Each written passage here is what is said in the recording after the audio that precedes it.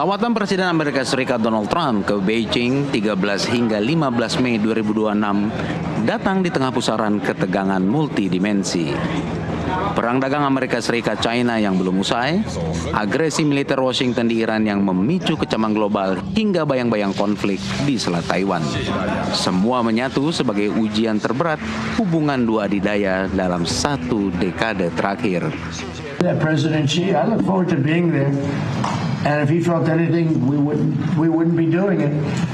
But a lot of good things can happen. Now we'll be talking about. I mean, he'll bring up Taiwan. I think more than I will. But I think that a discussion will be a little bit about energy and about the very beautiful country of Iran. Mr. President, And by the way, Iran is a beautiful country, but it's got people running it now that shouldn't be there, perhaps. Yeah. Iran menjadi variabel liar yang sulit diabaikan. Agresi Amerika Serikat diteluk memaksa Beijing bersikap menjadikan krisis ini sebagai alat tawar dalam negosiasi dagang atau justru mendorong poros aliansi baru yang lebih berbahaya. 中方坚决反对没有国际法依据、未经联合国安理会授权的非法单边制裁。我们一贯要求中国企业依法依规开展业务，将坚定维护本国企业的正当权益。关于伊朗局势，中方已经多次表明了严正立场。当务之急是全力避免战端重启，而不是借战事恶意关联抹黑他国。 Bagi Indonesia, pertemuan ini bukan sekedar peristiwa diplomatik di negeri orang. Sebagai negara menengah di jantung Indo-Pasifik, setiap pergeseran keseimbangan antara Washington dan Beijing bisa langsung terasa di nadi ekonomi dan keamanan nasional kita.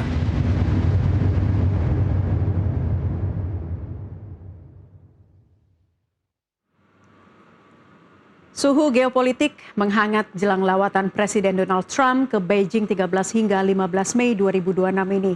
Di tengah agresi militer Amerika Serikat di Iran, rivalitas dagang AS-China belum reda hingga bayang-bayang konflik di Selat Taiwan. Bagaimana kita membaca situasi ini? Kita akan gali lebih dalam bersama Duta Besar RI untuk Republik Rakyat Tiongkok periode 2010-2013. Imron Kotan, dan juga sudah bergabung bersama kami melalui sambungan Zoom Guru Besar Hubungan Internasional Universitas Pelita Harapan, Profesor Alexius Jemadu. Kita sapa para narasumber sudah hadir di studio. Pak Imron, terima kasih bergabung di NTV Prime. Dan juga Prof Alex, kembali bergabung lagi Prof Alex di NTV Prime kali ini. Iya, selamat sore Naila. Iya, saya ingin ke Pak Imron dulu nih, melihat lawatan Trump ke Beijing ya esok. Ini sebenarnya dibaca sebagai lawatan simbolik di tengah rivalitas atau justru ini titik awal rekalibrasi hubungan Amerika Serikat dan China? Ya, kita harus catat dulu ya bahwa Amerika Serikat ini sebenarnya akibat dari peperangan di Timur Tengah ini terisolasi. Itu harus kita catat. Mengapa saya katakan terisolasi? Karena Transatlantic Partnership antara Amerika Serikat dengan negara-negara NATO atau Uni Eropa itu terpecah. Karena negara-negara NATO atau EU mengatakan ini bukan perang kami ya. Oleh karena itu Amerika ini sebenarnya ditinggal sendiri. Nah, dia melihat kalau saya sendiri siapa yang bisa saya ajak berbicara agar peperangan ini selesai sehingga saya memasuki midterm elections November yang akan datang dengan kepala tegak begitu, sehingga dia bisa memenangkan pemilu sela tersebut. Nah, satu-satunya partner yang bisa diajak berbicara itu adalah China. Jadi kunjungan ini sangat strategis dan penting dan multi purposes. Pertama tentu untuk mengatasi perang di Timur Tengah, kedua untuk perang tarif, jangan lupa, dan kemudian tentu hubungan dengan antara China dengan Taiwan. Jadi saya melihat tiga dimensi masalah ini. Ya, masalah ini akan diangkat pada pertemuan mereka berdua. Prof Alex, ada tiga dimensi masalah atau topik utama yang akan diangkat. Timur Tengah, perang tarif, China, dan juga Taiwan. Anda melihatnya memang ini betul-betul pertemuan yang sangat strategis. Ya, ini pertemuan yang sangat strategis. Mungkin ditambahkan satu elemen lagi di situ menambahkan Pak Dubes tadi, yaitu juga ada pertarungan teknologi ya antara kedua negara, kedua ekonomi terbesar di dunia ini. Empat hal itulah yang nanti akan dibicarakan di sana. Tapi saya menduga itu masalah Iran itu nanti akan digunakan oleh kedua pemimpin ini untuk dicarikan suatu solusi untuk keluar dari jalan buntu yang ada saat ini. Kita melihat bahwa proposal dari Amerika, proposal dari Iran juga kedua-duanya mereka saling menolak proposal yang diajukan itu. Kita berharap nanti pembicaraan antara Trump dan Xi Jinping ini bisa menghasilkan suatu terobosan untuk mencarikan titik temu ya, terutama yang menjadi kepentingan Amerika Serikat itu adalah soal uranium, pengayaan uranium untuk senjata nuklir. Kelihatannya untuk Amerika Serikat, untuk Trump itu menjadi suatu prioritas yang paling penting bagi dia, karena kalau itu misalnya tidak ditemukan solusinya, maka Amerika itu gagal total sebetulnya dengan kekuatan militer yang dia sudah kerahkan sejak 28 Februari itu. Dan di samping itu, untuk Iran sendiri, blokade di Selat Hormuz itu harus segera dilepaskan oleh Amerika, karena itu urat nadi ekspor impor Iran ya, dan juga keamanan energi buat Iran, buat kesejahteraan rakyatnya. Jangan lupa awal dari konflik ini dulu kan dimulai dengan demonstrasi yang ada di Iran di awal Januari itu. Kalau berlarut-larut ini, maka rakyat Iran juga akan mendapatkan suatu dampak yang buruk bagi perekonomiannya, dan tuntutan mereka mungkin tidak terpenuhi, dan itu bisa mendesak pemerintah Iran untuk segera menyelesaikan ini juga. Jadi dengan berbagai tekanan itu, baik tekanan untuk Trump di dalam negeri maupun juga untuk Iran di dalam negerinya, kita berharap bahwa setelah kunjungan Trump ke Beijing ini ya, mudah-mudahan China juga bisa diajak untuk mencarikan suatu jalan keluar, karena Amerika Serikat dan China juga menjadi korban dari konflik ini. Ekonomi global juga tersandra oleh konflik yang ada di Timur Tengah ini. Jadi mudah-mudahan dengan semua variabel itu bisa dicarikan satu satu breakthrough, satu terobosan yang bisa membuat kita keluar dari kemelut yang berkepanjangan ini. Gitu. Bisa juga China melalui Xi Jinping ini bisa menjadi mediator handal ya untuk keberlanjutan nanti. Ya, Tiongkok itu berada pada posisi yang sangat istimewa sebetulnya untuk bisa katakanlah menengahi ya antara konflik atau jalan buntu antara Amerika Serikat dan Iran. Karena kedua-duanya sekarang ini masing-masing punya apa yang disebut dengan sticking point ya. Untuk Amerika itu soal nuklir, dan untuk Iran itu blokade tekanan di Selat Hormuz itu. Iran tidak mungkin bisa membangun kembali ekonominya kalau itu diblokade terus, dan memberi kesan bahwa dia tidak aman. Investor juga tidak bisa datang ke Iran. Jadi dia tidak akan bisa membangun ekonominya kalau ditekan terus oleh Amerika Serikat. Nah, dengan berbagai faktor ekonomi ini kita berharap ya ada satu terobosan ini dari Beijing nanti demi kepentingan semua pihak. Untuk Tiongkok, untuk Amerika, juga untuk rakyat Iran yang selama ini juga sudah tersandra oleh tekanan begitu banyak dari Amerika Serikat untuk ekonominya maupun juga untuk keamanan Iran begitu. Baik, Pak Imron, Trump prioritaskan juga timbal balik ini kan ya demi kepentingan Amerika Serikat sendiri ya. Di samping Cina juga diharapkan bisa memulihkan situasi perang di Timur Tengah yang terjadi saat ini. Ya, tentu saja ya. Saya ingin mengungkap data atau informasi terlebih dahulu. Yang menentang perang ini di Amerika Serikat itu 60%. 60% ya? Dari populasinya. Tingkat kesukaan terhadap pemerintah Trump sekarang ini 37%. Menurun sekali, sangat signifikan.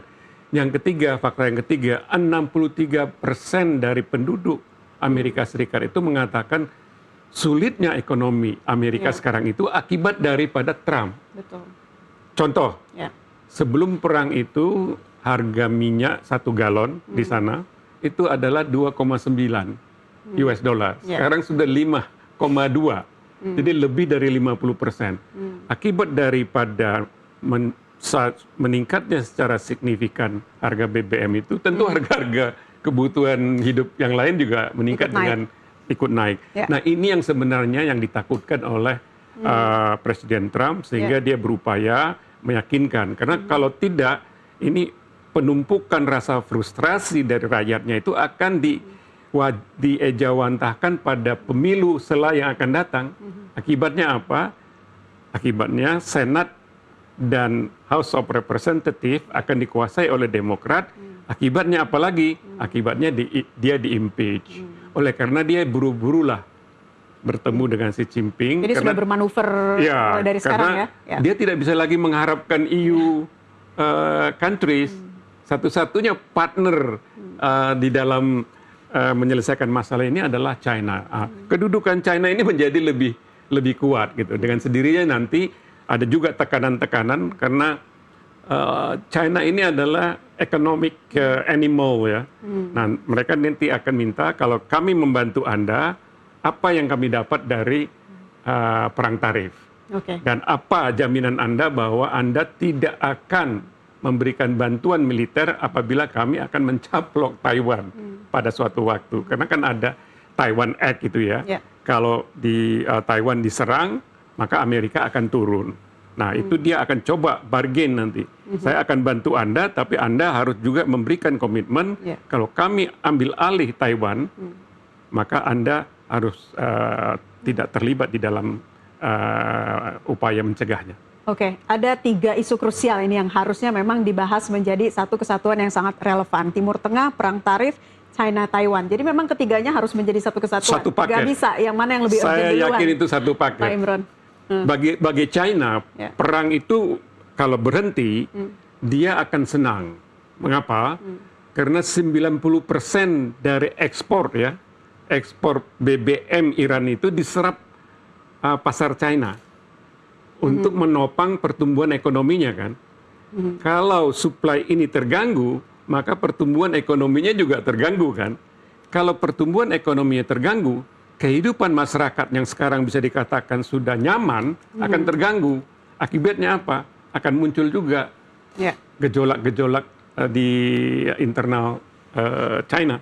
Oke, tapi kalau membahas isu Taiwan di China, ini sebenarnya sudah cukup mereda atau bagaimana sih situasinya saat ini? Jadi parameter dari intervensi China itu akan terjadi apabila Taiwan menyatakan merdeka. Itu parameternya. Nah, sejauh ini saya tidak mendeteksi Taiwan itu berniat mendeklarasikan kemerdekaannya. Artinya sampai sejauh ini aman. Tapi kan antisipasi kan kita perlu gitu. Amerika Serikat itu China itu mengantisipasi apabila kami melakukan sesuatu terhadap Taiwan, apa sikap Anda? Apakah Anda akan stick kepada Taiwan Act atau tidak? Oke. Nanti kita akan membahas mengenai ini lebih lanjut, Pak Imron dan juga Prof. Alex serta pemirsa. Seperti apa kita membaca histori ya dari kunjungan Amerika Serikat ke China dibandingkan dengan kunjungan Trump besok, seperti apa nantinya kami akan kembali membahasnya untuk Anda sesaat lagi seusai jeda azan maghrib berikut ini. Tetaplah di NTV Prime.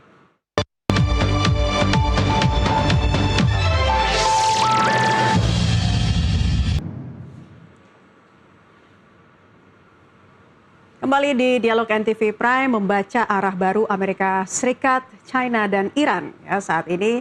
Dan pemirsa masih bersama kami di studio Duta Besar RI untuk RRT Republik Rakyat Tiongkok periode 2010-2013 Pak Imron Kotan, dan juga masih tersambung di sambungan Zoom Guru Besar Hubungan Internasional Universitas Pelita Harapan Profesor Alexius Jemadu. Saya ingin ke Prof. Alex tadi sebelum jeda, kita juga masih ingin tahu soal histori kunjungan dari Amerika Serikat ke China dan juga bandingkan dengan persepsi globalnya seperti apa dalam kunjungan Trump esok. Ya, kita melihat bahwa kunjungan esok ini ya 13 Mei itu akan sangat dipengaruhi oleh perang dagang antara Amerika Serikat dan China selama ini, mereka pasti akan membicarakan itu gimana mencarikan satu solusi ya, misalnya untuk tuntutan Trump kepada Tiongkok supaya lebih banyak membeli produk pertanian dari Tiongkok dan juga mungkin pembelian pesawat terbang ya, itu akan membantu ekonomi Amerika Serikat yang saat ini juga sedang menurun.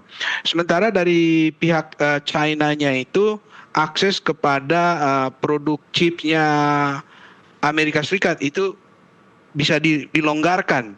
Nah, kita melihat bahwa kedua pemimpin ini sama-sama berada di bawah tekanan ekonomi. Saya menduga bahwa nanti mereka bisa menemukan suatu kompromi kalau soal ekonomi ini, karena kedua-duanya saling membutuhkan gitu ya. Jadi natur dari interaksi kedua negara ekonomi terbesar di dunia ini ada interdependensi ya, ekonomi yang sangat nyata, keduanya saling membutuhkan, tapi juga ada rivalry.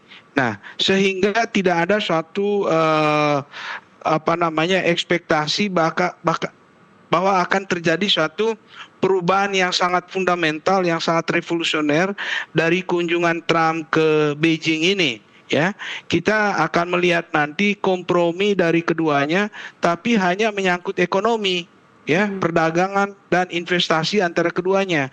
Kalau menyangkut masalah Iran, nah ini yang kita masih bertanya-tanya, apakah Trump nanti bisa membujuk ya China atau Xi Jinping untuk bisa katakanlah persuasi kepada Iran untuk mencarikan solusi bagi itu uranium yang masih tersembunyi itu, dan diperkirakan akan menghasilkan 10 atau 11 hulu ledak nuklir. Nah, ini yang bisa kita harapkan dicarikan suatu jalan keluar ya, tanpa mengurangi hak Iran untuk pengayaan uranium untuk tujuan damai ya, karena itu kan diakui oleh hukum internasional. Jadi bagaimana mereka mencarikan jalan keluar itu, mudah-mudahan Tiongkok menggunakan leverage-nya ya untuk bisa mencarikan jalan keluar bersama Trump begitu. Ya.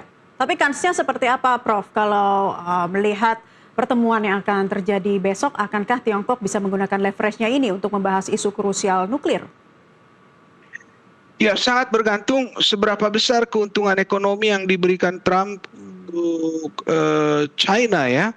Nah, saya memperkirakan bahwa Trump juga akan memberikan beberapa konsesi ekonomi kepada China. Juga termasuk mungkin masalah Taiwan ya.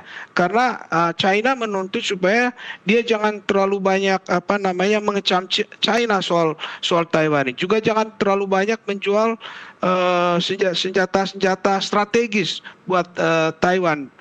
Bagi Tiongkok itu masalah yang sangat sensitif. Nah, kalau misalnya Trump bisa kompromi soal itu, bisa memberikan kompromi soal Taiwan, juga konsesi ekonomi yang katakanlah sesuai dengan ekspektasi Tiongkok ya, ada kemungkinan, ada probabilitas ya, Tiongkok akan menggunakan pengaruh atau leverage-nya bisa nanti menekan Iran untuk mencarikan solusi bagi masalah nuklir itu. Oke, kita tanya ke Pak Imron, probabilitasnya seperti apa sih? Tadi yang seperti dijelaskan oleh Prof. Alex, sebenarnya kedua-duanya ini punya leverage ya, tergantung juga seberapa krusial menggunakan hal itu untuk juga kepentingan masing-masing negara. Kalau saya melihat ini lagi-lagi kan diplomasi ini, Naila ya, jadi saya agak sedikit paham lah. Kalau suatu kepala pemerintahan atau kepala negara berkunjung ke suatu negara, tentu dia dalam posisi tangan meminta ya. Yang berkunjung? Yang berkunjung. Karena dia mengharapkan sesuatu untuk dibawa pulang, dijual kepada public opini dalam negeri kan. Jadi posisinya ini sebenarnya posisi Xi Jinping ini sangat solid ya. Pertama, Trump sudah terisolasi. Kedua, dia membutuhkan China untuk meyakinkan Iran agar menerima apa tuntutan mereka. Nah, pada sisi yang lain, dia juga salah satu daripada pembicaraan ini saya yakin juga akan menyentuh bagaimana China itu melonggarkan ekspor rare earth, tanah jarang ke Amerika Serikat. Ya. Karena apa? Ekonomi Amerika Serikat itu ditopang oleh high tech. Nah, high tech ini memerlukan rare earth, tanah jarang ini. Dan China sudah memutuskan ketika dia diimpos ratusan persen tarif, dia katakan kami stop ekspor rare earth ke Amerika Serikat. Nah, ini juga salah satu isu yang sangat krusial. Di samping ada juga ini intrikasinya, Prof. Alex. Ya. Intrikasinya adalah Trump ini akan didampingi oleh Rubio. Oh, Nah, Marco Rubio ini ketika dia menjadi senator dari Florida, dia sering sekali mengecam pelanggaran HAM di Hong Kong dan di Xinjiang. Oleh karena itu namanya di blacklist, nggak boleh masuk ke China ya. sebagai senator. Mungkin sebagai Secretary of State dia bisa masuk dengan kapasitas yang lain. Tapi itu juga nanti akan membuat suasana awkward ya, kalau dia hadir. Dan kemudian dia dikaitkan dengan jangan sampai dia mengangkat isu pelanggaran HAM, baik di Hong Kong, ya anti demokrasi lah, anti demonstrasi lah, atau pelanggaran HAM di Xinjiang mayoritasnya adalah Islam. Nah, di sini juga harus dicatat juga, China juga ingin menunjukkan kepada dunia luar bahwa dia itu bersimpati kepada dunia Islam. Karena dia mempunyai populasi Islam di Xinjiang. Jadi kalau dia dekat dengan Iran, itu juga ada maksudnya bahwa kami ini sebenarnya bukan dalam tanda petik penindas dari hak-hak umat Islam kami. Gitu. Jadi ini sangat kompleks lah ini. Sangat kompleks. It's not as simple as you see. Sangat complicated, dan ini adalah momentum yang tepat karena mereka sudah hampir 2 tahun ya tidak bertemu. Oke, Prof. Alex, sebelumnya Arakci kan sudah datang ke sana ya bulan lalu. Nah, ini bisa dijelaskan ya, harusnya kan Trump juga bisa membaca situasi ini begitu ya. Ya, kunjungan dari Menlu Iran ke sana itu bisa disebut sebagai suatu preemptive strike ya. Nah, daripada duluan si Trump, ya saya duluan ke sana karena hubungan antara Iran dan Beijing itu sangat dekat ya. Dan bahkan sangat diandalkan oleh Iran selama ini sebagai negara yang katakanlah bisa membantu dalam Iran mengalami kesulitan gitu ya. Nah, karena itu kunjungan dari Arakci ke Beijing itu juga ikut berpengaruh karena dia pasti sudah mendahului Trump untuk berkunjung ke sana, tentu dengan berbagai kompromi-kompromi yang disetujui atau disepakati oleh Tiongkok, terutama saya kira berkaitan dengan 2 hal ya, yaitu perekonomian Iran yang saat ini membutuhkan sekali pasokan ya dari Tiongkok, juga menyangkut hubungan dagang keduanya, terutama menyangkut energi, tapi juga masalah peralatan militer yang dibutuhkan oleh Iran. Kalau seandainya terjadi eskalasi lebih meningkat lagi, karena ini kelihatannya Trump juga sudah mulai mengancam untuk menggunakan kekuatan militer seandainya nanti dari kunjungan dia ke Beijing ini nggak ada hasil apa-apa. Alternatifnya bagi dia itu ya meneruskan blokade dan juga mungkin melakukan suatu tindakan militer karena dia tidak bisa mencapai bersabar kesepakatan terlalu banyak.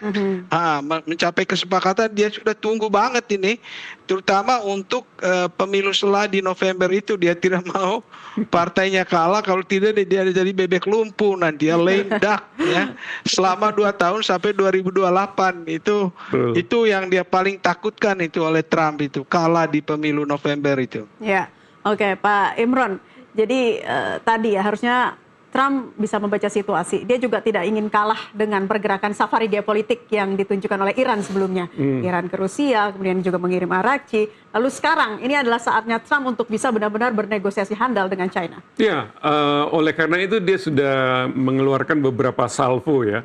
1-2 hari ini kalau kita perhatikan di media barat itu dia katakan bahwa Xi Jinping itu sahabat dekat saya.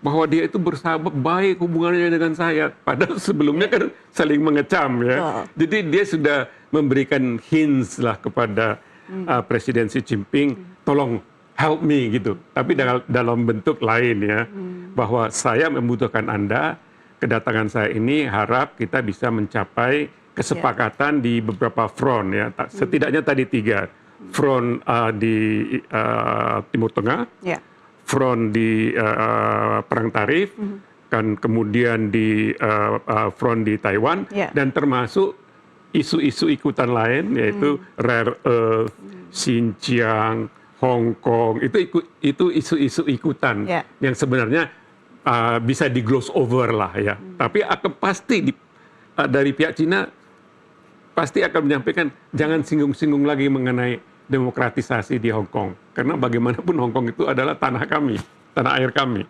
Jangan Anda singgung-singgung lagi mengenai mempertahankan Taiwan, karena itu juga bagian dari wilayah kami. Jangan singgung-singgung juga Xinjiang, karena itu adalah rakyat kami juga. Mereka beragama Islam, dan kami juga berikan kesempatan kepada mereka. Jadi mereka berharap isu-isu ikutan itu ditambah yang 3 tadi kita sepakat, dan dengan demikian dia bisa kembali ke Amerika Serikat dengan mengatakan, ya singkatnya mengatakan, I won the war. Oleh karena itu, pilih lagi partai kami di pemilu sela yang akan datang di November itu. Sehingga dia terhindar dari apa yang dinamakan impeachment. Prof. Alex, kita singgung sedikit soal Cina dan juga Taiwan ya, yang saat ini terjadi. Ini konfliknya seperti apa, dan juga seperti apa sih krusial membahas isu ini di tengah lawatan Trump? Ya, itu dari perspektif Beijing ya, itu sangat penting. Dia tidak mau Amerika Serikat melakukan tekanan ya kepada Beijing soal Taiwan ini, juga mengenai penjualan peralatan militer Amerika Serikat kepada Taiwan. Saya duga itu akan diangkat nanti dalam pembicaraan kedua pemimpin ini. Tapi dari perspektif Trump-nya, ini kan orangnya sangat pragmatis ya, dan juga dia ingin supaya konflik-konflik yang ada di Timur Tengah, di Taiwan itu jangan sampai mengganggu proyek Make America Great Again-nya dia, MAGA-nya itu ya. Jadi dia akan sangat pragmatis dalam hal ini, dan dia akan memberikan konsesi kepada Tiongkok ya soal Taiwan ini, dan saya menduga juga dia tidak akan menyinggung soal HAM. Si Trump tidak terlalu biasanya tidak mengangkat itu, karena dari Partai Republik biasanya kelompok liberal ya yang biasanya suka mengangkat itu, Partai Demokrat, dan itu memang menjadi masalah yang sangat sensitif bagi Beijing. Jadi supaya perundingan itu berjalan lancar, dia akan fokus pada beberapa tuntutannya yang akan disampaikan kepada Presiden Xi Jinping. Makanya dia awali dengan pujian-pujian dulu. Dia karena dia mengambil hati. Mengambil hati. Dia lagi butuh si Presiden Xi Jinping ini untuk menyelesaikan kerumitan yang dihadapi, tekanan dalam negeri, pemilu November, tekanan dari sekutunya. Jadi dia ingin supaya nanti ada titik temu di Beijing itu, dan dia akan berikan banyak konsesi kepada Tiongkok, saya duga ini. Justru akan memberikan banyak konsesi ya. Betul. Pak Imron, ditambahkan kalau kita melihat gesturnya Trump saat ini begitu ya, dengan keluasan yang ditunjukkan, memiliki kedekatan dan lain-lain, itu berusaha mengambil hati Cina sekali ya. Sangat sekali, karena ini kalau kita lihat attitude and behavior daripada Trump kan nggak begitu ya. Tiba-tiba beliau menjadi lunak, menghimbau dan menyebut Presiden Xi Jinping sahabat lama saya. Ini kan cara-cara untuk mencuri hati seseorang yang dia butuhkan bantuannya untuk menyelesaikan masalah baik di luar negeri maupun di dalam negeri. Jadi mau tidak mau, seperti yang saya katakan tadi, kalau seorang kepala negara atau kepala pemerintahan datang, itu pasti ada yang ingin diminta. Nah sekarang ini yang diminta itu, yang ingin dia minta itu ada di tangan Xi Jinping. Jadi Xi Jinping mempunyai posisi yang sangat kuat. Oke, dampaknya bagi perang di Timur Tengah tentunya sampai dengan pemilihan setelah November, akan situasinya masih cenderung damai seperti ini? Saya termasuk orang yang optimis. Karena apa? Karena tadi Naila juga sudah bilang tekanan domestik ya. Dan kemudian China sebagai economic animal, dia kan membutuhkan BBM ya untuk membakar ekonominya supaya bisa bertumbuh lebih dari 6 atau 7% agar bisa mempertahankan livelihood atau gaya hidup dari rakyatnya yang sekarang ini sudah tidak lagi bisa dikatakan negara berkembang. Nah, apabila dia gagal menyelesaikan masalah ini dan kemudian pasokan supply dari BBM-nya berkurang, dengan sendirinya kan perputaran ekonominya terganggu. Akibatnya apa? Ya kesejahteraan terganggu. Bisa jadi rakyatnya juga ya dalam tanda petik ya berontak gitu. Bentuknya apa kita tidak tahu. Tapi kan yang namanya pemerintah China itu inginkan stabilitas. Stabilitas ekonomi ini menopang apa yang dinamakan stabilitas politik. Nah, oleh karena itu adalah kepentingan China juga agar perang ini selesai. Prof. Alex, soal strategic distrust di Asia Tenggara saat ini, apa pengaruh dari lawatan ini? Ya, pengaruh lawatan ini mudah-mudahan kita berharap bisa membuat Trump makin lunak kepada Tiongkok ya. Karena selama ini kita lihat di sekitar kita di Laut Cina Selatan itu terjadi suatu peningkatan power politics. Amerika tunjukkan kekuatan militernya. Kalau di Laut Cina Selatan tidak stabil, kita juga terganggu. Karena kita punya jalur perdagangan ke situ untuk mitra-mitra dagang kita di Asia Timur itu porsinya sangat besar ya. Nah, kita berharap kunjungan Trump ke Beijing ini bisa membuat hubungannya lebih baik lah daripada sekarang ini, sehingga kondusif bagi kita di Indo-Pasifik ini, di Asia Tenggara, dan power politics, military rivalry itu berkurang sehingga kita menghasilkan suatu lingkungan eksternal yang kondusif untuk Asia Tenggara. Juga jalur perdagangan kita lewat Laut Cina Selatan itu tidak terganggu karena itu akan membahayakan ekonomi Indonesia juga ya nantinya. Oke, Pak Imron, bagi kalangan usaha lawatan ini kan menentukan ya ekonomi dunia nanti akan seperti apa, kebijakan tarif, terus juga aliran investasi. Bagaimana Anda membaca kunjungan dari Trump ini, apakah akan menemui kesepakatan yang memang mantap untuk kedua belah pihak atau takutnya eskalasi perang dagang akan terjadi? Ya, ada beberapa catatan ya, atau satu atau dua. Catatan pertama, China itu adalah market terbesar di dunia, Naila. Penduduknya udah 1,6 miliar itu kan market yang sangat besar ya. Oleh karena itulah maka yang kedua, kepentingan ekonomi Amerika Serikat agar menjaga market dari China itu tetap terbuka kepada para pengusaha mereka. Presiden Trump itu membawa puluhan pengusaha itu, termasuk Musk, termasuk dari grup BlackRock, termasuk dari Meta, banyak sekali. Saya lihat daftar delegasinya itu mungkin pengusahanya lebih banyak dari politikusnya.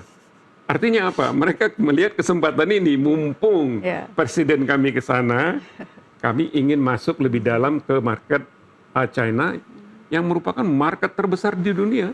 Dan mereka punya GDP per kapita itu tidak bisa lagi dikatakan negara berkembang.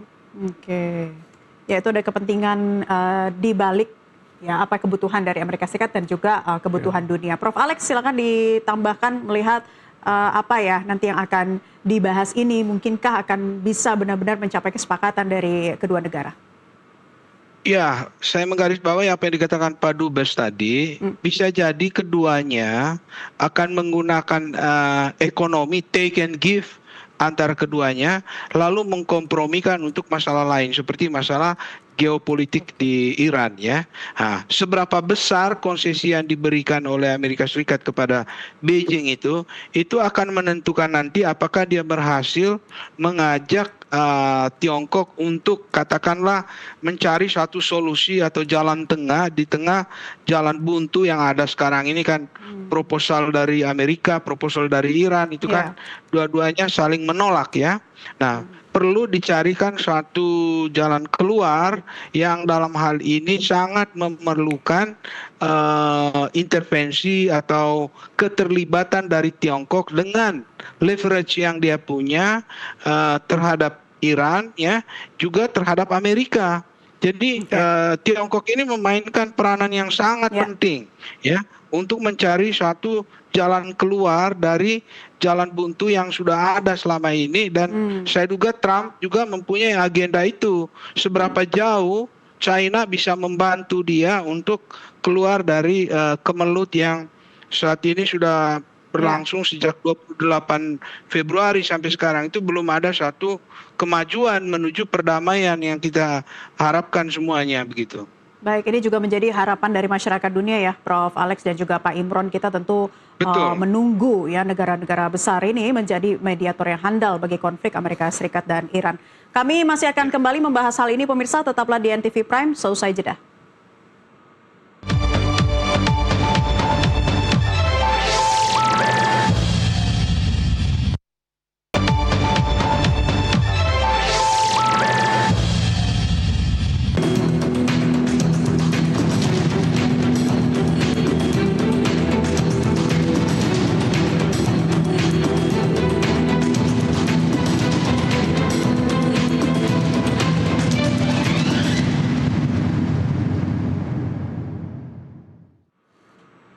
Kembali bersama kami di Dialog NTV Prime, membaca arah baru hubungan Amerika Serikat, China, dan juga Iran.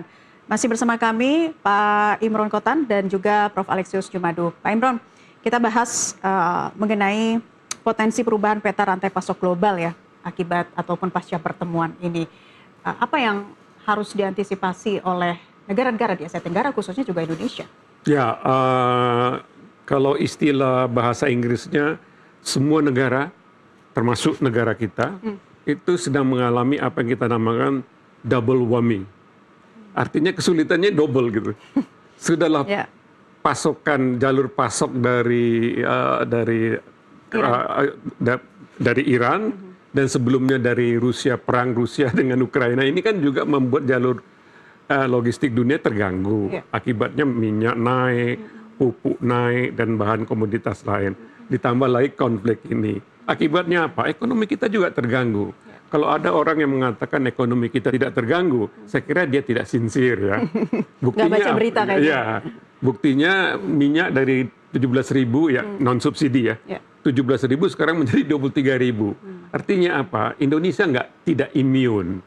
Dalam konteks inilah saya selalu menggunakan beberapa kesempatan dan saya yakin Presiden Prabowo Subianto itu sudah mengerjakan. Ya, cuman kita mungkin tidak tahu. Artinya apa? Indonesia sebagai negara mid power yang suaranya didengar juga pada tingkat global, turut menciptakan suasana atau mendorong agar perundingan-perundingan perdamaian baik di teater Eropa, perang antara Rusia dan Ukraina, maupun di teater Timur Tengah, perang antara Amerika Serikat plus Israel melawan Iran ini, kita turut mendorong dari back channel gitu agar perundingan mereka ini segera membuahkan hasil. Otherwise semua menderita, terutama kita gitu. Nah, di tengah-tengah kita sedang gencar-gencarnya melakukan pembangunan infrastruktur. Prof. Alex, Indonesia sebagai negara mid power dengan politik bebas aktifnya harus turut mendorong agar terjadinya kesepakatan antar berbagai negara ini. Ya, itu sangat tepat sekali ya, karena saat ini kita dalam tatanan global yang sedang berubah ini, kita tidak bisa banyak berharap kepada negara-negara besar ini ya, apakah itu Amerika Serikat, Tiongkok, Rusia, karena mereka masing-masing mempunyai masalah di dalam menegakkan satu tatanan global berbasis hukum internasional, karena mereka melanggar hukum internasional. Karena itu yang diharapkan adalah negara-negara menengah seperti Indonesia, ya, seperti juga kekuatan-kekuatan menengah lainnya, karena mereka yang berkepentingan dengan tegaknya hukum internasional itu. Jadi kalau negara-negara besar itu saja yang nanti menentukan tatanan global ini, kita tidak mempunyai banyak harapan ya untuk perdamaian, stabilitas global yang kita butuhkan untuk pariwisata, untuk global supply chain. Ya, bayangkan kalau terjadi terus blokade di Selat Hormuz itu, energi tetap harganya tinggi, ya, juga harga pupuk tinggi, ya, pariwisata juga ikut korban, ya, karena pariwisata dari Timur Tengah praktis lumpuh saat ini karena selama ini kan ada penerbangan langsung misalnya dari Dubai ke Denpasar, ya, itu saat ini sudah terganggu, berarti pariwisata kita juga terganggu. Jadi kita berharap kunjungan dari Trump ke Beijing ini bisa kedua pemimpin itu tergugah. Ini mereka harus bertanggung jawab juga untuk perekonomian global yang udah tersandra, ya. Orang-orang yang tidak bersalah ini kan rakyat-rakyat kecil, UKM, ya, petani, nelayan, semuanya itu terganggu. Pekerja di hotel juga terganggu karena pariwisatanya menurun. Nah, semua orang tersandra karena konflik yang melibatkan negara-negara besar ini. Karena itu Indonesia sebagai kekuatan menengah itu inilah momentum bagi kita untuk mengambil inisiatif, ya. Nah, karena Indonesia juga paling tidak di Asia Tenggara itu dianggap sebagai kekuatan konstruktif, ya, constructive power, ya, yang mampu bisa mengajak negara-negara lain, ya, untuk patuh pada hukum internasional. Itu satu-satunya harapan kita ke depan. Negara-negara besar itu pragmatis dan hanya mementingkan kepentingan mereka sendiri, tidak bisa diharapkan, gitu, ya. Nah, karena itu negara menengah Indonesia di sini yang diharapkan juga ikut berperan begitu. Oke, Prof. Alex, membaca kunjungan bersamaan, ya, Presiden Prabowo Subianto ke Rusia, kemudian ada Menhan RI Syafri bertemu dengan Menhan Hegseth, itu seperti apa Anda membaca? Ya, Safari itu geopolitik? ya, Indonesia kan sangat fleksibel, ya. Dia bisa menjalin reach out kepada negara-negara besar itu tanpa suatu hambatan. Karena memang natur dari foreign policy kita kan kita berhubungan baik dengan semuanya, dan negara-negara besar itu memang kita butuhkan, kan. Kita butuhkan Rusia, kita butuhkan Tiongkok, kita butuhkan juga Amerika Serikat. Sehingga selama ini foreign policy kita itu sebenarnya menavigasi risiko, ya, how to manage the risk, ya, untuk reaching out kepada negara-negara besar itu. Tidak ada masalah itu, selama itu untuk kepentingan nasional kita, ya, kita lakukan. Wajar-wajar saja, ya. Pada saat yang sama Menhan kita bertemu dengan Hegseth, kemudian bertemu juga dengan Putin, itu tidak ada masalah karena memang kita punya kredensial sebagai negara yang bisa reach out kepada semua negara besar itu. Tidak ada hambatan bagi kita, ya. Kita itu bisa diharapkan atau dianggap sebagai negara yang relatif trouble free dengan negara-negara besar. Kita tidak ada masalah dengan Amerika, dengan Tiongkok juga tidak ada masalah, dengan Rusia juga tidak ada masalah. Jadi kita bisa berhubungan dengan siapa saja, dan itulah sebetulnya salah satu kredensial dari Indonesia sebagai negara yang selama ini memegang prinsip bebas aktif itu, begitu. Oke. Dan berarti Indonesia harus lebih agresif lagi kah, Pak Imron, melihat situasi seperti ini? Peluang-peluang apa yang mungkin ya bisa dilakukan sesegera mungkin untuk menyelamatkan negara kita? Ya, lagi-lagi saya ingin mengatakan bahwa Indonesia ini kan mempunyai dasar politik luar negeri bebas dan aktif. Artinya kita bebas berhubungan dengan siapapun dan aktif di dalam rangka untuk mencapai salah satu kepentingan nasional kita, yaitu menciptakan ketertiban dunia, kan. Nah, oleh karena itu, satu itu. Faktor yang kedua yang kita juga perlu ingat bahwa Presiden Prabowo Subianto ini adalah quantity yang dikenal di dunia, ya. Dan dipandang lah sebagai seorang pemimpin dari negara the global south. Oleh karena itu, dan mempunyai hubungan baik dengan Trump. Saya masih ingat di TV terbuka beliau berbicara langsung dengan Presiden Trump, dan Presiden Trump mengatakan call me anytime. Ya, artinya ada chemistry, mereka jalan. Dan sementara Iran ini kan anggota dari the global south. Negara non-aligned, negara-negara berkembang. Kita lebih mudah berbicara dengan Iran. Oleh karena itu melalui back channel, dan saya yakin sudah dikerjakan ini oleh para diplomat kita gitu ya.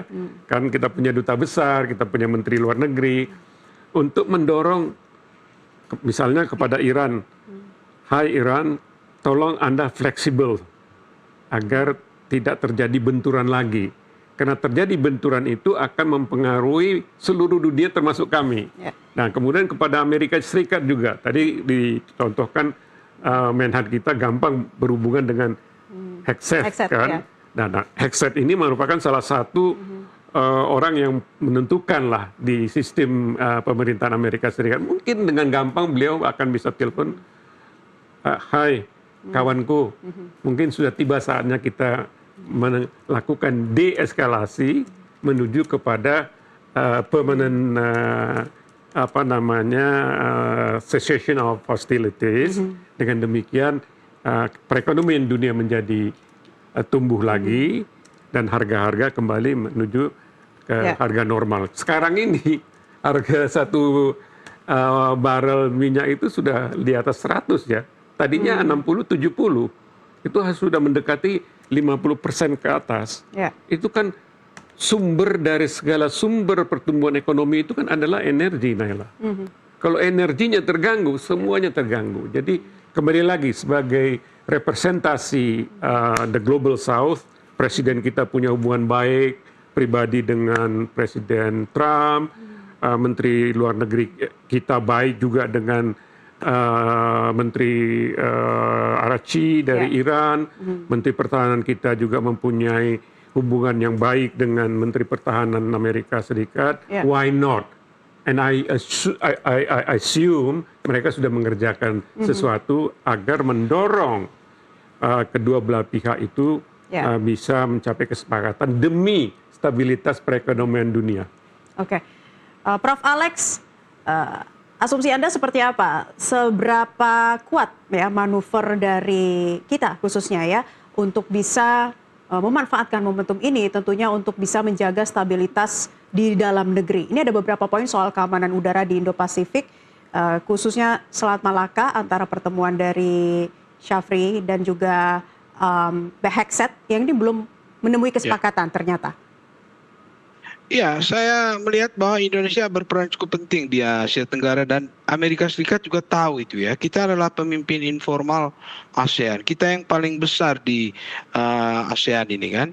Karena itu peran Indonesia itu sangat-sangat diapresiasi oleh semua negara besar ini.